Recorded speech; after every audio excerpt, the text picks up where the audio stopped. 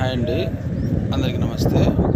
ఈ వీడియోలో నేను మీకు ఈరోజు వైఎస్ఆర్ జిల్లా పోతులేని వీరబ్రహ్మేంద్ర స్వామి దేవాలయం మీకు చూపించబోతున్నానండి.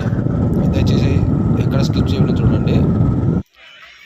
ఎలా చేరుకోవాలంటే వైఎస్ఆర్ జిల్లా మైదుకూరు నుంచి కానీ పూర్వమామిల నుంచి కానీ బ్రహ్మంగారి మంటకి అందుబాటులో బస్సులు ఉంటాయండి. ఆర్టీసీ బస్సులు అందుబాటులో ఉంటాయండి. ఈ గుడి వీరబ్రహ్మం గారు 1603 సంవత్సరంలో జన్మించారండి. ఆయన జీవ సమాధి ఇక్కడ బ్రహ్మంగారి మఠంలో కందిమల్లపల్లాల్లో అయ్యారు. ఈ వీడియో మీకు చూస్తున్నానండి. ఇదో ఇక్కడ ఇవన్నీ టెంపుల్ స్ట్రీట్ అండి. ఇది టెంపుల్ స్ట్రీట్. ఇలాగే లోపలికి వెళ్తే గుడి వస్తుంది. మన తర్వాత ఈ వీడియో ఇక్కడ బ్రహ్మసాగర్ అనే ఒక రిజర్వాయర్ ఉందండి, అది కూడా చూపిస్తాను ఈ టెంపుల్ అయ్యాక. దయచేసి చూడండి. తర్వాత ఈ గుడి పూర్వకాలం చాలా ప్రాచీనమైన టెంపుల్ అండి. ఈ టెంపుల్ ఇది ఈ టెంపుల్ లోపలే మనము వీరబ్రహ్మం గారి సమాధికి జీవ సమాధి కూడా మనం చూడవచ్చు. అలాగే ఈ వీడియోలో మనము ఆయన వీరబ్రహ్మం గారు జింక కొమ్ముతో ఒక రాత్రి ఒక రోజు రాత్రిలో జింక కొమ్ముతో ఒక నీటి బావిని ఆయన చేతులతో తవ్వారండి. మనం అది కూడా ఇందులో ఆ వీడియో కూడా ఇందులో చూడొచ్చు. ఆ ప్లేస్ కూడా అది కూడా ఆ గుడికి దగ్గరలోనే ఉంటుందండి. ఇది మీరు చూస్తున్నది బ్రహ్మంగారి నివసించిన పాత ఇల్లు అండి. అప్పట్లో ఆయన నివసించిన ఇల్లు ఇది. ఇప్పుడు ఇలాగే ఉంది. అప్పుడు దీంట్లో నివసించేవారంట ఆయన. ఇదేనండి బ్రహ్మంగారు నివసించిన పాత ఇల్లు. చాలా చాలా పురాతనమైన ఇల్లు అండి. ఇది చాలా ఓల్డ్ మోడల్. ఇది ఈ టెంపుల్ వచ్చేసి ఆయన పోలేరమ్మ ద్వారా రచ్చబండకి అగ్గి తెప్పించాడండి. రచ్చబండ మీదకి పోలేరమ్మ ద్వారా ఆ టెంపుల్ అండి ఇది మీరు చూస్తున్నది. అప్పట్లో పోలేరమ్మ ద్వారా అగ్గి తెప్పించాడని ఒక వార్త అండి. దానికి సంబంధించిన టెంపుల్ అండి ఇది మీరు చూస్తున్నది. ఇది మెయిన్ టెంపుల్కి ఎదురుగా ఒక 300 మీటర్లో ఉంటుందండి దూరం. ఇది అక్కడి నుంచి ఈ టెంపుల్ అండి. తర్వాత ఇది ఎంట్రన్స్లో ఉంటుందండి ఆర్చ్. ఇది బయట గుడి బయట ఉండేది. గుడి బయటకు పోయింది.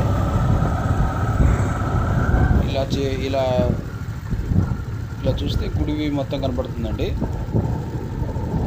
చాలా పురాతనమైన దేవాలయం అండి బ్రహ్మంగారి మఠము వైఎస్ఆర్ జిల్లాలో.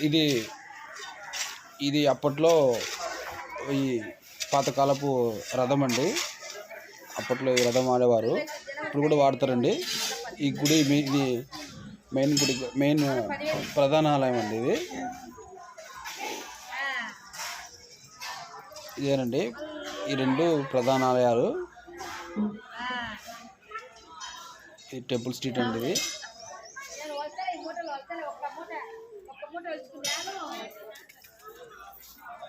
ఇది టెంపుల్ స్ట్రీట్ అండి. ఈ గుడి లోపలికి వెళ్తే మనము బ్రహ్మంగారు జీవ సమాధి అయిన ప్లేస్ కూడా దీని లోపల కనబడుతుందండి. ఈ గుడిలోనే ఈ గుడిలో ధ్వజస్తంభం ఉంది కదండి. ధ్వజస్తంభం నుంచి కొద్దిగా అది పక్కనే ఉంటుందండి ఆయన సమాధి. జీవ సమాధి అయిన సమాధి ఉంటుందండి. దీని పక్కన ఒక చిన్న రావి చెట్టు ఉంటుందండి. ఇది ఆ రావి చెట్టు అండి. ఈ రావి చెట్టు దగ్గర మనం ఏదన్నా అనుకుని కోరికలు కొడితే అది ఖచ్చితంగా నెరవేరుతాయని అందరూ అక్కడ ఇది రావి చెట్టుకి పూజ చేస్తారండి. ఇదండి లోపల గుడి లోపల పూర్తి వ్యూ అండి.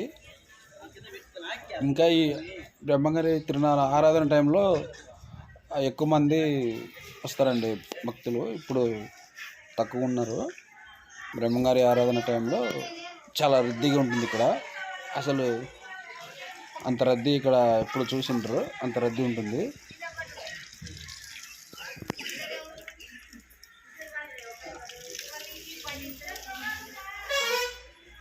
ఇదేనండి మెయిన్ గుడి.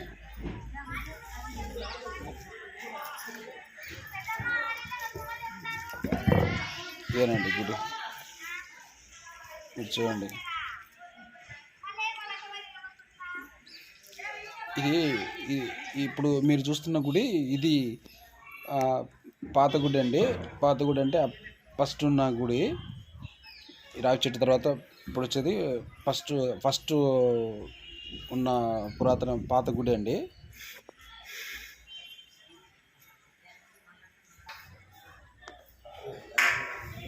ఇది పాత గుడి అండి.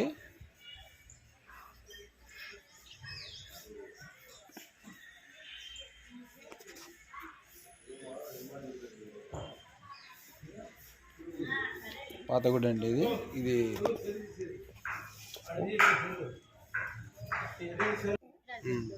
ఇది ఇది గుడి బయట పాత గుడి. ఇది పాత గుడి బయట వ్యూ అండి. ఇలా ఉంటుంది. ఇదండి ఇది మనం ప్రసాద విక్రయశాల అండి. ప్రసాదం తెచ్చుకోనికి ఇలా వెళ్ళాలండి లోపలికి. ఇక్కడ పెద్ద ధ్వజస్తంభం ఒకటి ఉంటుందండి. తర్వాత ఇది అప్పట్లో చాలా పురాతనమైన ధ్వజస్తంభం. ఇది ప్రసాదం విక్రయశాల. ఈ లోపలే గర్భగుడి ఉంటుంది. ఇదంతా ఆలయ ప్రాంగణం. అది ఇది బయటికి వెళ్ళే మార్గం అండి. బయటికి వెళ్ళే మార్గం ఇది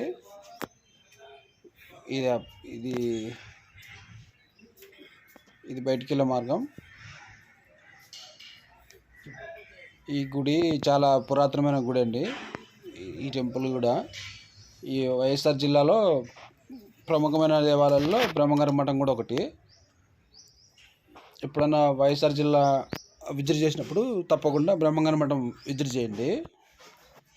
ఇది మీరు చూస్తున్న ఈ పటం బ్రహ్మంగారి జీవిత చరిత్ర స్ట్రక్చర్ అండి. ఇది ఆయన ఎప్పుడు పుట్టింది, ఎప్పుడు చనిపోయింది, ఆయన ఎవరి దగ్గర శిష్యరికం చేసింది, అదంతా ఈ దీంట్లో మీరు చూడొచ్చండి. చాలా చాలా బాగుంటుందండి ఈ గుడి. దయచేసి తప్పక చూడండి.